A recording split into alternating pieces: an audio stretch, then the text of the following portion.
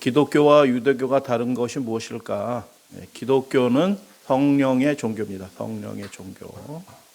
그래서 성령의 사역에 대해서 분명한 이해와 성령께서 우리에게 무엇을 해주시는 분인지 경험한 사람들이 예수 그리스도의 사람이고 믿는 자들이에요. 그래서 오늘은 성령과 율법이 어떤 관계인지 함께 살펴보는 시간 갖도록 하겠습니다. 우리가 신앙생활하고 신앙생활을 하지 않는 분도 내적인 음성이 있어요. 속에서 무슨 소리가 이렇게 들리는 것 같아요. 근데 여러분, 그 내적인 음성을 믿고 따르시면 굉장히 큰 실패를 하는 경우도 있어요. 우리는 분명하고 명확한 하나님의 명령에 따라 살아가는 신자가 되시기를 주님의 이름으로 축복합니다. 그래서 그 명확한 하나님의 음성이 무엇이냐? 율법이다. 성령께서 무엇을 하시느냐? 그 율법을 우리의 마음속에 살아나도록 역사하시는 분이 그 하나님의 명령이 우리 마음속에 살아 움직이도록 역사하는 분이 성령 하나님이시다라는 걸 말씀을 드려요. 예수님 당시도 지금도 성령이 오해되고 있어요. 니고데모가 대답하여 이르되 어찌 그러한 일이 있을 수 있습니까? 라고 예수님께 물어요. 유대인의 가장 유명한 선생인데 성령에 대하여 듣지도 못하고 알지도 못하고 거듭나는 게 뭔지도 모르고 있어요. 하나님께 열심히 특심하고 그렇게 경건하게 살던 위대한 선생이 종교학자가 성령이 뭔지 거듭나는 게 뭔지 그것을 전혀 모르고 있는 것입니다. 예수님이 말씀하시죠. 너는 이스라엘의 선생으로서 이러한 것들을 어떻게 알지 못하고 있느냐라고 이야기하는데 그게 초대교회에도 많은 혼란이 있었어요. 성령에 대한 혼란. 그래서 바울이 성령에 대해서 여러 가지를 말씀하는데 핵심적인 말씀은 뭐냐 하면 그 성령께서 우리를 예수 그리스도께로 인도하여서 우리가 하나 되게 하고 거룩한 존재가 되게 한다라는 말씀이 고린도전서의 말씀이에요. 그래서 많은 분들이 오해하고 있다. 잘 모르고 있다. 예수님 당시도 초기 교회도 성령에 대해서 잘 모르고 있는데 오늘날 교회도 역시 성령 이야기하는데 잘 모르고 있다. 성령께서 하시는 결정적인 일이 무엇인가? 예수님께서 이렇게 말씀하셨어요. 벙어리 되고 귀머거리 된 귀신을 쫓아내시고 사람들이 예수를 대적하는 사람들이 바알세불 마귀를 힘입어서 저렇게 축신하는 거지라고 얘기할 때 예수님이 이렇게 대답하셨어요. 그러나 내가 하나님의 성령을 힘입어 귀신을 쫓아내는 것이면 여러분 그래서 우리 마음속에 들어와 있는 그 악한 생각, 부정적인 생각, 귀신의 음성 이런 것들이 쫓아나가려고 하면은 어떻게 해야 되냐면 성령을 힘입게 될 때 그 귀신이 쫓겨난다라고 예수님이 말씀하셔요. 상담 받는 것으로 귀신이 쫓겨나지 않아요. 여러분 성령을 힘입어 귀신이 쫓겨난다라고 말씀하시고 그렇게 되면 하나님의 나라가 이미 너희에게 임하였느니라라고 그렇게 말씀하셨어요. 여러분 하나님의 나라는 하나님의 통치하심이에요. 하나님의 통치하심은 그분의 구원이고 그분의 행복이에요. 여러분 우리가 구원받고 행복하게 되려고 하면 하나님이 통치하셔야 돼요. 동의하시면 아멘. 하나님이 통치하셔야 되는데 하나님이 통치하셔야지 하나님의 나라의 백성이 되는 건데 하나님의 통치가 어떻게 이루어진다고요? 성령을 통하여 이루어진다라는 거예요. 그래서 성령을 의지하지 않고는 하나님의 백성이 될 수가 없는 거예요. 믿게 되는 것도 성령의 역사심이고 우리가 하나님의 자녀로 거룩하고 승리의 생애를 살게 하시는 것도 하나님의 성령이다. 그런데 누가복음에 보면 이렇게 말씀이 되어 있어요. 그러나 내가 만일 하나님의 손을 힘입어 귀신을 쫓아낸다면 이렇게 얘기하는 거예요. 예수님이 귀신을 쫓아내는데 성령을 힘입어 쫓아내시는 거예요? 아니면 하나님의 손을 힘입어 쫓아내시는 거예요? 하나님의 손을 힘입어 귀신을 쫓아낸다는 말씀이 곧 성령을 힘입어 쫓아낸다는 그런 말씀이에요. 이게 굉장히 중요한 표현이에요. 하나님의 손으로 되어 있는데 그 원문을 살펴보면 그냥 손이 아니고 손가락이에요. 하나님의 손가락이 그 성령의 역할을 하시면서 성령의 역할이 하나님의 손가락 역할을 하면서 역사하는 것입니다. 여러분 출애굽기 31장에 굉장히 중요한 말씀이 있어요. 여호와께서 시내산 위에서 모세에게 이르시기를 마치신 때 증거판 둘. 증거판 둘은 뭐예요? 십계명 돌판이잖아요. 하나님과 하나님의 백성 사이의 언약의 돌판이에요. 우리는 하나님의 백성이고 하나님은 우리의 왕이시고 아버지이십니다라는 것을 계약하는 거, 언약의 돌판. 그 문서가 뭐예요? 십계명 돌판, 증거판 둘을 모세에게 주시니 이는 돌판이요. 어떻게 했다고요? 하나님이 친히 기록해서 주신 거다라고 얘기하는 거예요. 여러분, 우리가 하나님의 백성이 된다라는 그 증거가 무엇이냐 하면 하나님이 친히라는 말이 히브리어 원문을 살펴보면 손가락으로 돼 있어요. 하나님이 손가락으로 기록해 주신 그 하나님의 법, 하나님의 율법, 하나님의 계명이 성령을 통하여 우리 마음속에 새겨지게 될 때 그 사람이 하나님의 나라, 하나님의 백성이 되는 거예요.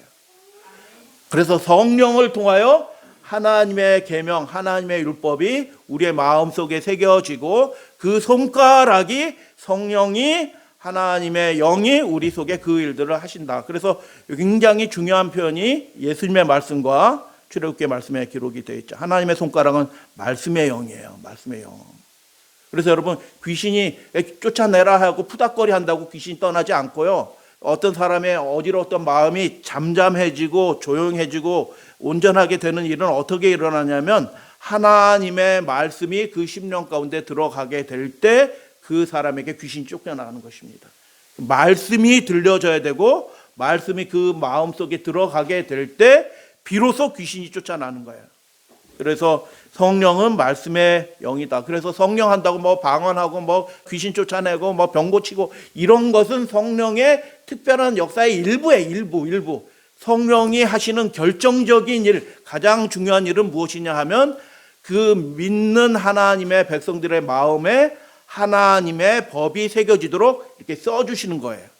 그게 말씀의 영, 성령께서 하시는 일이다. 그래서 성령께서 무엇 하시는 분이시냐? 첫 번째, 명령하시는 분이에요. 너 이렇게 살아야 돼. 너 이렇게 살아야 된다. 라고 명령하시는 분이고요. 치유하시는 분이에요. 그 말씀이 우리 속에 들어가면 악한 영이 쫓겨나는 것입니다. 세 번째, 하나님의 나라가 되게 하시는 거예요. 그분이 통치하셔서 마귀가 들락날락하지 못하도록 하나님께서 역사하시는 거예요. 그래서 성령이 뭐 하시는 분이라고요? 명령하시는 분이고 치유하시는 분이고 통치하시는 분이시다. 그래서 5가지 오해들을 살펴볼 텐데, 그리스도인은 거듭났으니까 예수님 믿으니까 유대인처럼 율법의 행위를 따라서 살아가지 않고 성령의 지도를 따라 살면 되죠 라고 그렇게 말하시는 분들이 있어요. 굉장히 많이 있는데 중요한 질문을 하신 거예요. 틀린 질문이지만. 그러나 성령의 지도와 하나님의 말씀에 순종하는 것을 별개인 것처럼 설명하는, 이해하는 분들이 굉장히 많아요. 진심으로 주를 찾는 사람은, 하나님을 정말 사랑하는 사람은 당연히 그분의 명령에 순종하게 되는 것입니다. 시편 119편 말씀, 내가 진심으로 주를 찾습니다 라고 얘기해요. 진심으로 온 마음으로 하나님을 구합니다, 찾습니다 라고 얘기하면서 그 삶이 어떻게 나타나요? 하나님의 계명, 하나님의 명령에서 떠나지 않겠습니다 라고 이렇게 나타나는 거예요. 하나님을 진심으로 찾는 사람의 생애에 어떤 것들이 이루어지냐면 하나님의 계명에 따라, 명령에 따라 살아가는 사람이 된다라는 것입니다. 그래서 아브라함에게 하나님이 나타나셔서 뭐라고 말씀하셔요? 너 나 믿으라 이렇게 말하지 않고 하나님이 뭐라고 말씀하셨냐면 나는 전능하신 하나님이라 너는 내 앞에 뭐 하라고요? 행하여 완전하라. 뭘 행하라는 거예요? 하나님이 명령하신 그 율례와 법도를 행하라는 것입니다. 하나님이 명령하신 그 계명에 따라 행하라, 완전하라라고 말씀하셨습니다. 여러분, 아브라함에게 하신 이 말씀이 아브라함의 믿음에 참여하는 모든 사람에게도 하나님이 역시 동일하게 말씀하신다는 것을 기억하시게 되길 바랍니다. 내 뜻대로 막연한 성령에 따라 행하는 것이 아니라 하나님의 구체적인 명령에 따라, 그분의 율법과 계명에 따라 행하라라고 하나님이 그렇게 말씀하신 거예요. 그래서 다운헤임이라는 이 목사님은 이렇게 얘기했어요. 사람이 하나님의 뜻을 행함으로 하나님의 이름을 거룩하게 하고 영광스럽게 합니다라고 얘기하는 거예요. 우리가 하나님께 영광 돌린다라고 얘기하잖아요. 어떻게 하나님의 이름을 거룩하게 합니까? 우리가 그분의 뜻을 행하게 될 때 우리의 삶을 통하여 그분께 영광을 올려드린다라고 말씀하는 거예요. 요한일서 3장 말씀. 이는 우리가 그의 계명을 지키고 그 앞에서 기뻐하시는 것을 무엇한다고요? 행함이라라고 그렇게 말씀하셔요. 여러분, 하나님께서 기뻐하시는 것이 뭐예요? 이 말씀에 신약 성경의 말씀이잖아요. 구약 성경 아니고. 하나님이 기뻐하시는 것이 뭐예요? 그분이 명령하신 그 계명과 율례와 법도를 지키면서 그대로 살아가는 것이 하나님이 기뻐하신다는 것입니다. 그 일들을 위하여 성령께서 역사하시는 것이에요. 성령은 그래서 우리 안에서 역사하시면서 그리스도 안에 우리가 거하게 하면서 어떻게 해요? 그분이 기뻐하시는 것을, 그분이 좋아하는 것을 행하도록 하나님께서 하신다. 그래서 성령께서 지키게 하시고 악한 영은 억제하고 쫓아내고 이렇게 역할을 하시는데, 보통 종교 개혁자들의 율법에 3가지 역할이 있다라고 가르쳤어요. 성경에 있는 거기 때문에 요약해서 가르친 거예요. 율법의 3가지 역할이 무엇일까요? 여러분 잘 아시고 다른 분들에게도 그렇게 가르쳐 주셔야 돼요. 율법의 3가지 역할이 무엇이냐? 첫 번째, 죄를 억제합니다. 율법은 너 이렇게 하면 안 돼. 그거 하나님이 슬퍼하시는 거야. 자꾸 하나님이 말씀하시는 그 명령과 그것을 듣게 되면 어떻게 해요? 그 죄가 억제됩니다. 그래서 죄를 억제하고, 율법의 또 기능이 뭐예요? 우리의 삶을 우리의 구원의 능력이 되시고 우리를 돕는 이신 예수께로 이렇게 할 수 있어. 예수님이 너를 도와주셔 라고 하는 예수님께로 이끄는 역할을 하고요. 3번째는 어떻게 해요? 예수님 믿었으니 이제 끝난 거야 라고 얘기하지 않고 앞으로도 이렇게 살아야지 하고, 일상생활에 나가서 직장생활에서는 이렇게 하고 시장에 가서는 이렇게 살고 이렇게 해서 신자의 실제적인 행위를 규정하는 규범적인 역할을 하는 것입니다. 무엇이요? 율법이, 하나님의 계명이 율법에 그런 역할을 해요. 그래서 만일 율법을 배우지도 않고 알려고도 하지 않고 율법의 권위를 인정하지 않게 된다고 하면 어떻게 될까요? 주여 주여 하면서 성령 하면서 방언한다고 얘기하면서 그 하나님의 명령과 율법의 그 권위를 인정하지 않게 된다면 어떤 일이 벌어질까요? 죄가 억제되지 않을 것입니다. 민노라라고 얘기하면서도 실제로는 죄가 다스리는, 죄가 억제되지 않는 그런 사람이 될 것입니다. 그래서 계속 불순종하게 되고 어떻게 해요? 그게 결과적으로 그 사람을 불행으로 이끄게 될 것입니다. 율법을 인정하지 않으면 두 번째 어떻게 될까요? 주님을 주여 주여라고 얘기하는데 어떻게 해요? 자의적으로 주님을 섬기게 되는 것입니다. 자기 방식대로 주님을 섬겨요. 금송아지 만들어 놓고 이게 하나님이다라고 하는 것처럼 그렇게 자기 방식대로 예수님을 믿고 섬기는 사람이 될 것입니다. 실제로 그래요. 많은 부분 그래요. 3번째 뭐예요? 이렇게 세상 속에서 이렇게 살라라고 명령하신 하나님의 명령이 있는데 그 율법을 기억하지 않는다고 하면 세속적인 그리스도인이 된 것입니다. 그래서 성령의 지시를 따라 살면 충분하지 않나요? 라는 그 질문은 틀린 질문이에요. 틀린 질문. 이 3가지의 율법의 역할을 누가 담당하시냐면 성령께서 그렇게 하시는 것입니다. 그래서 바울이 뭐라고 권면하냐면, 하물며 영원하신 성령으로 말미암아 흠없는 자기를 하나님께 드린 그리스도의 피가 너희 양심을 죽은 행실에서 어떻게 해요? 깨끗하게 하고 온전하게 하여서 살아계신 하나님을 섬기도록 한다라고 그렇게 말하는 것이에요. 성령께서 그리스도의 피를 우리의 마음에 뿌려서 어떻게 해요? 우리의 심령 가운데 깨끗함을 허락하시고 그 깨끗해진 심령 안에 하나님의 법을 새겨주시는 거예요. 그래서 살아계신 하나님을 섬기게 한다라고 그렇게 말씀합니다. 히브리서 10장, 또한 성령이 우리에게 이렇게 증거하셨다. 성령이 증거하신 거예요. 성령 하나님이 증거하셨는데 뭐라고 증거하셨느냐? 주께서 이르시되, 이건 성령의 음성이에요. 성령의 음성. 그날 이후에 내가 이스라엘 집과 맺을 언약은 이것이니 내 법을 그들의 생각에 두고 그들의 마음에 이것 하나님의 법을 기록하리라. 나는 그들에게 하나님이 되고 그들은 내게 백성이 되리라 라고 누가 말한 거예요? 성령 하나님께서 이 시대에도 믿노라라고 하는 하나님의 백성들에게 이것을 말하는 거예요. 하나님의 법이 그 마음에 새겨진 그 사람이, 그래서 법대로 하나님의 율법대로 그렇게 살아가는 그 사람이 참으로 하나님을 섬기는 사람이다라고 말하는 것입니다. 질문 드립니다. 근데 믿는 사람들 가운데서 어떤 사람들은 타락하고 뒤로 물러가지고 심판에 떨어질 것이라고 계시록에 예언되어 있어요. 왜 그 사람은 하나님을 믿노라라고 얘기하는데도 예배 열심히 드린 것 같은데, 잘 드린 것 같은데 실제로 운명이 갈라질 때 보니까 불신받고 떨어져 있어요. 왜 그랬을까? 안타깝게도 최종 심판, 그 둘째 심판에 떨어지는 사람들은 성령께서 하나님의 율법을 통하여 그릇된 행동을 억제하셨음에도 불구하고 이렇게 하면 안 돼 하고 우리의 마음을 자꾸 이렇게 억제하거든요. 죄를 억제하는데도 불구하고 그 죄의 유혹에 미혹에 밑들려서 그냥 그걸 해버린 거예요. 두 번째 어떻게 해요? 예수님을 바라봐라. 우리를 위해서 죽으신 분이시다. 이게 무엇이건 간에 이것 얻고자 예수님의 그 피를 부정한 것으로 여기고 배도하고 믿음을 양보하고 타협하고 그렇게 살 수 있느냐. 예수님을 바라보라라고 그렇게 호소했는데도 불구하고 그걸 외면했던 것입니다. 성령께서 계속 예수님을 바라보도록 우리의 시선을 예수님을 향하도록 하잖아요.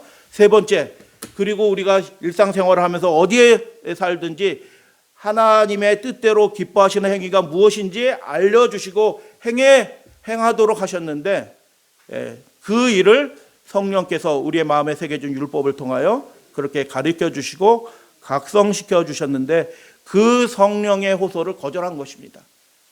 그 사람이 완전히 세상적인 사람들보다는 더 좋은 사람일 거예요. 분명히 교양도 있고 잘 배워서 다른 사람들이 좋아라 하는 사람일 수도 있어요.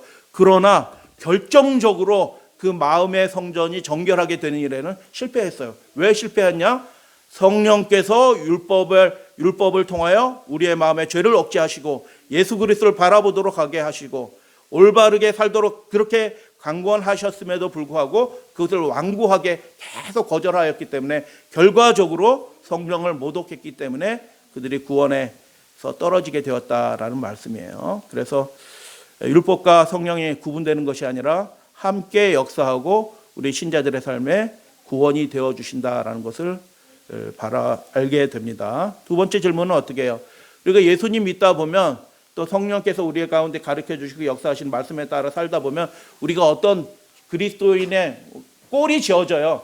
그 기질대로 이렇게 그리스도인의 어떤 모양과 성향들이 우리 안에서 생겨나거든요. 그게 좋은 것일 수 있어요. 그런데 그 하나님이 만들어 주신 그 성향에 따라서 그렇게 기쁘게 살아가면 되는 거 아니에요? 라고 생각하시는 분이 있어요. 그런데 여러분, 우리 마음속에 형체가 없어요. 그 성향이라는 것은 굉장히 복잡하게 막 얽혀 있는 건데 그 성향을 의지하는 것은 안전하지 못한다. 여러분, 내가 변덕이 많은 사람이라는 거 느껴보신 적 있으시나요? 내가 변덕이 죽을 듯이 하는 사람이라는 거 좀 느껴보신 적 있으시나요? 우리가 하나님의 사람인데도 불구하고 좋은 성향들이 있어요. 주님께서 주신 좋은 성향이 있는데도 불구하고 그 순간은 어떻게 이렇게 잘못되면 변덕이 죽을 듯하고 하나님 안 믿는 사람처럼 이야기를 할 때도 있어요. 그래서 그 성향이 은혜로 인해서 하나님으로 인해서 주어진 좋은 것일 수 있지만 그것을 전적으로 믿고 따르는 데는 안전하지 않습니다. 그래서 우리가 예수님을 믿고 그분의 은혜로 말미암아 하나님의 백성이 되는 것입니다. 할렐루야 아멘. 그런데 예수님을 믿고 그분을 받아들였다고 해서 단번에 시내산에서 하나님의 계명을 받게 될 때 50인의 대표들과 모세 아론이 올라가서 하나님 앞에서 언약의 잔치를 하죠. 먹고 마시거든요.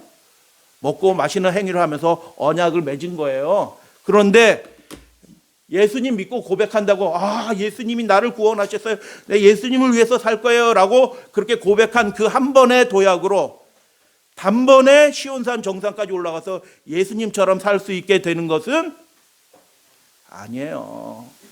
아니란 말씀이에요. 그럼 뭐가 필요해요? 그렇지 않다고 하면. 그래서 율법이 이렇게 구체적으로 어떻게 살아가야 되는지를 하나하나씩 배워가는 것들이 필요하다. 그래서 더럼이라는 목사님은 이렇게 얘기했어요.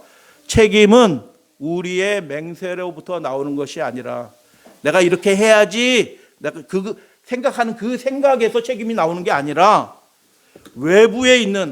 외부에서 하나님이 명령하신 그 율법 계명으로부터 책임이 나온다. 우리가 무엇을 해야 될 의무가 있어요. 무엇을 행해야 될 책임이 있어요. 그것은 내가 내 속에서 뭘 이렇게 이렇게 해야지라고 하는 그거에 대한 책임이 있는 것이 아니라, 물론 책임이 있죠, 그거에 대한. 그러나 더 구체적으로 더 분명한 것은 그 책임은 외부에서 명령하신 그 율법에 따른 것이다. 외부에 명백한 외적인 기준이 있다. 너 이렇게 살아야 돼라고 하는 모든 사람에게 주신 그 기준이 무엇이냐? 그게 율법이고, 하나님의 백성은 그 기준이 마음속에 새겨진 사람이다. 그래서 어떤 신자가 하나님에게 하나님의 뜻대로 복종하면서 살겠습니다, 순종하면서 살겠습니다라고 고백하면서, 그런데 하나님, 저는 하나님의 법에 매여 있지 않고 성령 안에서 사니까 자유해요 라고 말할 수 있겠습니까? 그게 가능하지 않다. 그래서 분리된 것이 아니라 하나의 말씀이다라는 것이에요. 세 번째, 바울이 우리가 율법 아래에 있지 않는 자, 율법 아래에 있다는 표현이 잘 이해하셔야 돼요. 갈라디아서 잘 이해하셔야 됩니다. 그런데 율법 아래에 있는 자가 아니다라고 말씀했어요. 맞는 말씀이에요. 그러나 그것을 잘못 이해해서 성령께서 역사하신 대로 하나님의 율법은 이제 필요 없고 계명도 필요 없고 그냥 인도하신 대로 살면 돼요, 그게 더 좋은 거예요 라고 생각하시는 분들이 있어요. 다 비슷비슷한 질문이죠. 로마서 10장에서 바울이 이렇게 얘기합니다. 너는 마음속으로 누가 하늘로 올라갈 것인가 하고 말하지 말라. 이것은 그리스도를 모셔내리는 것이다 라고 그렇게 말씀합니다. 그래서 우리가 어떻게 살아가야 되는 건가에 관해서 자기 판단에 따라서 결정하는 분들은 하나님이 최고의 자리에 앉아 계신 것이 아니에요.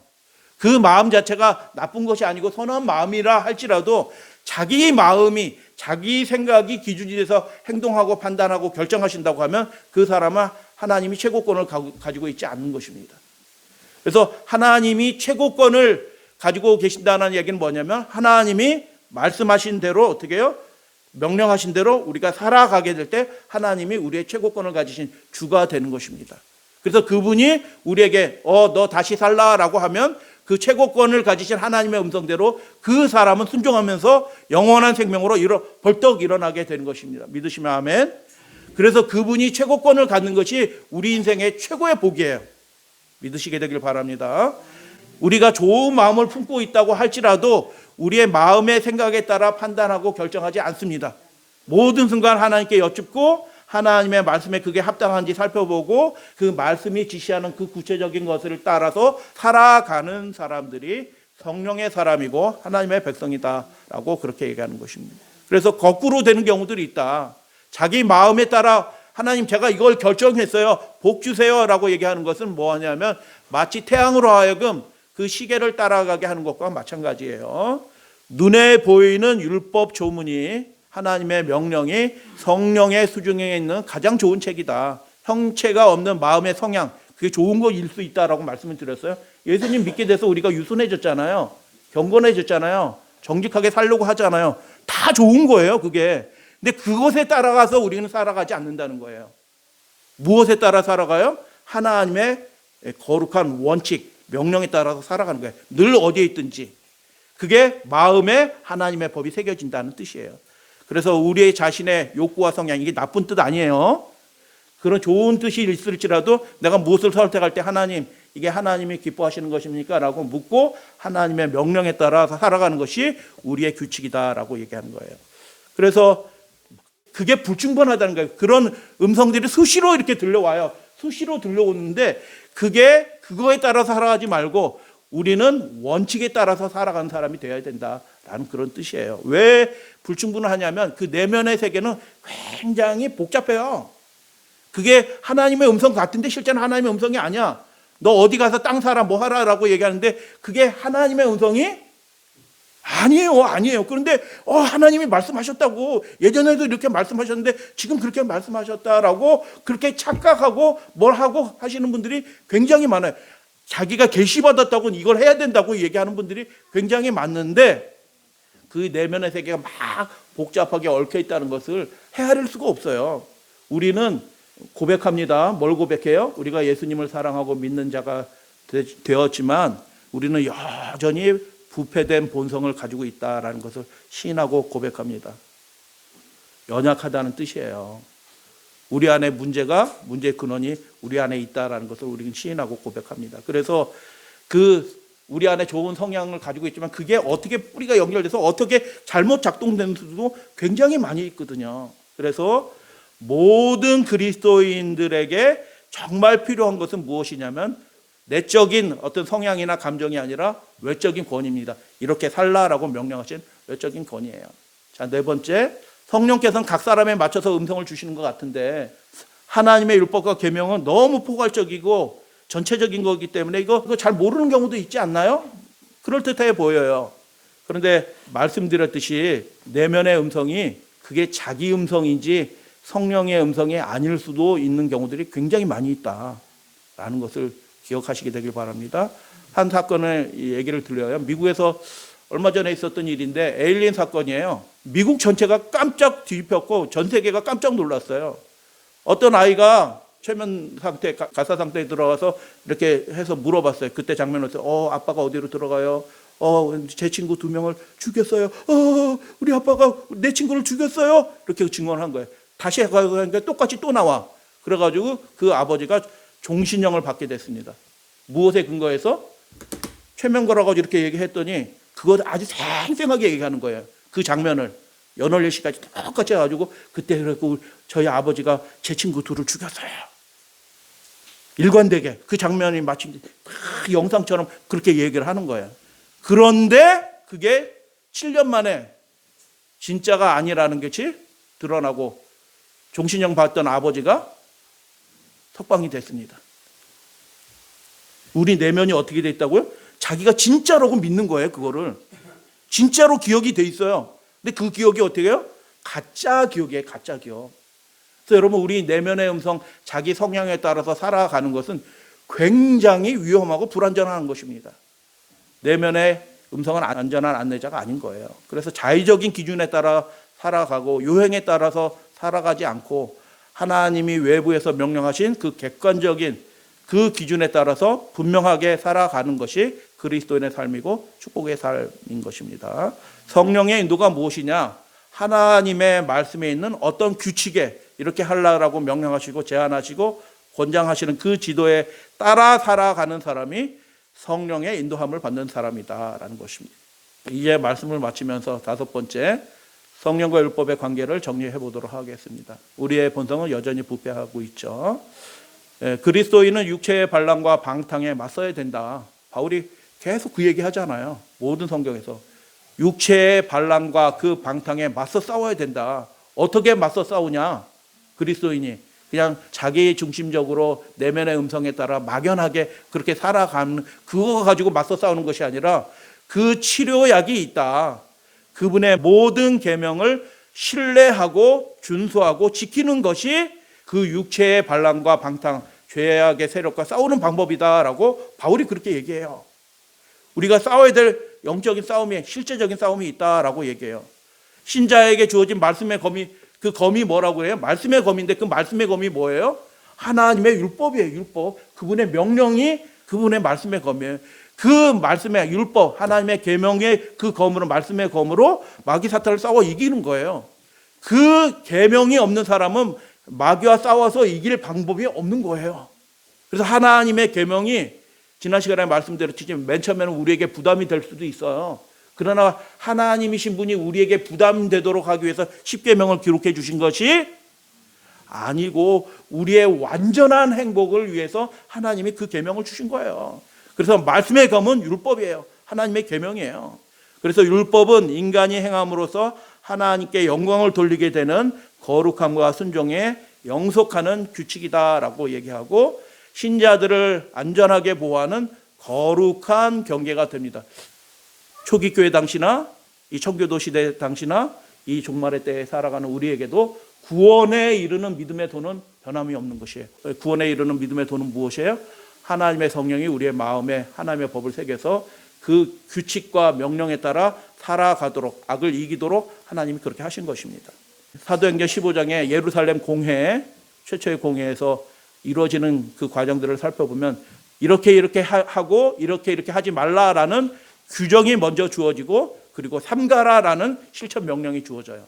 그래서 명령이 있는 것입니다. 우리 시대에 살아가야 될 하나님의 명령과 거룩한 뜻이 있고 그렇게 삼가라, 행동하라라는 그런 명령이 주어진 것입니다.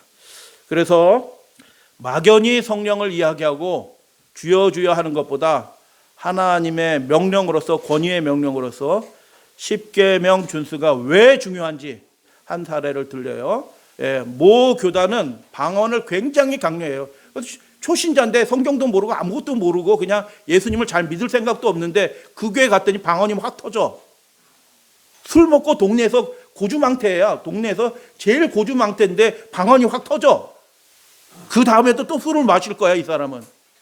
근데 그렇게 방언을 강조하는 모 교단은 일제 강점기에 신사참배에 적극적으로 참여합니다. 궁성여배 신사참배 일제 배 만드는데 헌금하고 비행기 헌납하고 막 이런 일들을 해요. 하나님의 계명을 갖다 버린 것입니다. 방언하는 목사들이. 주여 주여 했던 한국교회를 대표했던 그 목사나 그 교단장들이 마찬가지예요. 다 신사참배하고 학생들 교인들 데리고 다 신사참배하고 그러는 것입니다. 이상한 일이에요. 성령은 어떻게 해요? 악을 억제하고 우리를 그리스도께로 이끌고 우리가 어떻게 살아야 될지를 교훈하고 명령하는 법의 역할을 하도록 하시는데 성령께서 어떻게 성령 하면서 방언을 하면서 어떻게 해요? 사람에게 굴복하고 국가의 명령에 속절없이 굴복하는 그런 일을 할 수 있겠는가 한 얘기를 말씀을 드렸죠. 박준진 목사님이라는 분, 저 철원에 있었던 목사님이에요. 박준진 목사님이라는 분은 신사참배 거절해서 순교를 당했어요. 여러분 일제시대 때 신사참배 거절해서 순교당한 목사님이 몇 분이나 있을까요? 놀랍게도 많지 않습니다. 이게 이상한 일 아닌가요? 신사참배를 거절하면서 순교를 당하는데 너 왜 신사참배 하지 않아? 라고 순사가 물어봤어요. 그가 뭐라고 얘기해요? 내가 내적인 양심에 따라서 마음의 하나님의 성령에 의해서 이렇게 말하는 거예요. 이렇게 하게 되는 거예요. 이렇게 얘기하지 않고 분명한 외적인 기준을 말하는 거예요. 뭐예요? 나는 하나님의 다른 신들은 없다고 믿습니다. 나는 절대로 신사참배 할 수 없습니다. 라고 하나님의 계명을 얘기한 것입니다. 방언하는 거 하나도 중요하지 않습니다. 안수해서 병자를 고치는 거 하나도 중요하지 않아요. 그건 마귀도 하거든요. 정말 그리스도인의 생에서 중요한 것은 뭐냐면 우리의 삶에 외적인 명확한 기준이 있다는 것이에요. 그것이 십계명이고 하나님의 율법이에요. 성령께서 그렇게 살도록 하나님의 율법에 따라 살도록 그렇게 말씀하시는 것입니다. 그래서 아무런 방향도 없이 소위 성령 받았다고 방언하는 목사들이나 막연히 주여 주여 하던 그런 지도자들은 다 우상숭배에 굴복했습니다.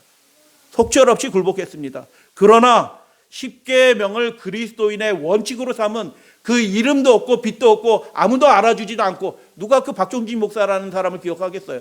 저나 기억합니다. 저나. 논문 읽고 살펴보고 나서 야 이런 분이 있었네. 저나 기억하지 아무도 기억해 주지 않아요. 철원 지역에 가면 여전히 감리교회 많고 그렇게 해요. 아무 쓸데 없습니다. 그 많은 교인들이 그 많은 교회당이 아무 쓸데가 없어요. 진짜 하나님의 내 백성이라고 하는 사람들은 어때요? 하나님의 계명에 따라 살아가는 그 사람이 내 백성이다라고 성령께서 말씀하셨잖아요. 히브리서 8장 10절. 기적 행하는 목사들, 방언하는 목사들, 주여 주여 하고 막 큰 소리 외치는 믿습니다라고 하는 그런 목사들이 우리의 안전한 인도자가 될 수가 없어요. 우리의 안전한 인도자는 뭐예요? 하나님의 계명인 것입니다. 믿으시게 되길 바랍니다. 참된 믿음은 그래서 하나님의 계명 그분의 율법에 기꺼이 결과적으로 그렇게 돼요. 기꺼이 순종하도록 하는 사람이 되는 것입니다. 5가지 살펴보았습니다. 성령의 지시에 따라 막연하게 살아가는 것이 그리스도인의 생애가 아니에요.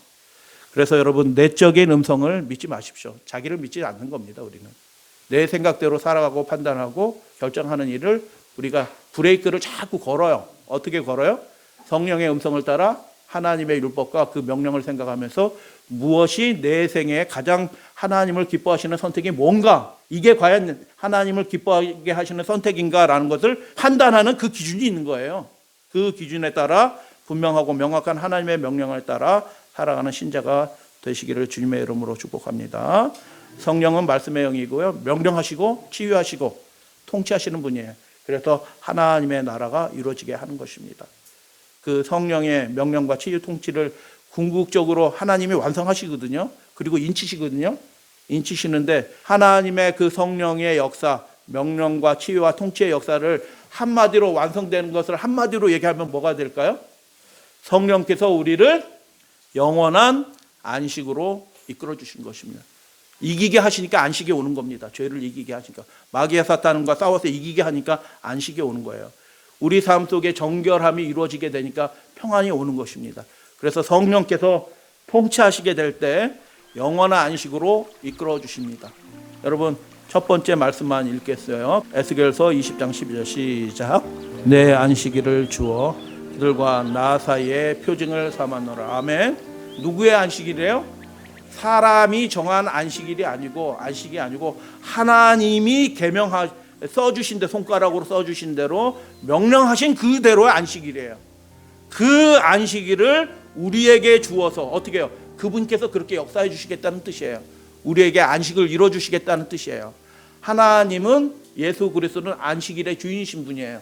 죄를 이기게 하시고 우리를 기쁘게 하나님의 명령에 순종하게 하시고 우리로 하여금 예수 그리스도 하나님께로 나아가도록 하시는 분은 하나님이시고 성령 하나님이셔요.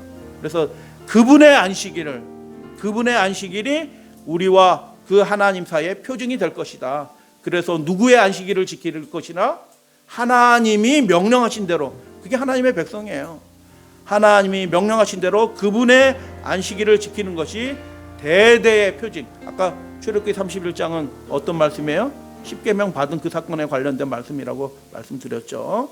대대의 표징이라고 말씀하셨습니다. 이사야 66장 23절 말씀 마지막으로 읽고 오늘 예배 말씀 마칩니다.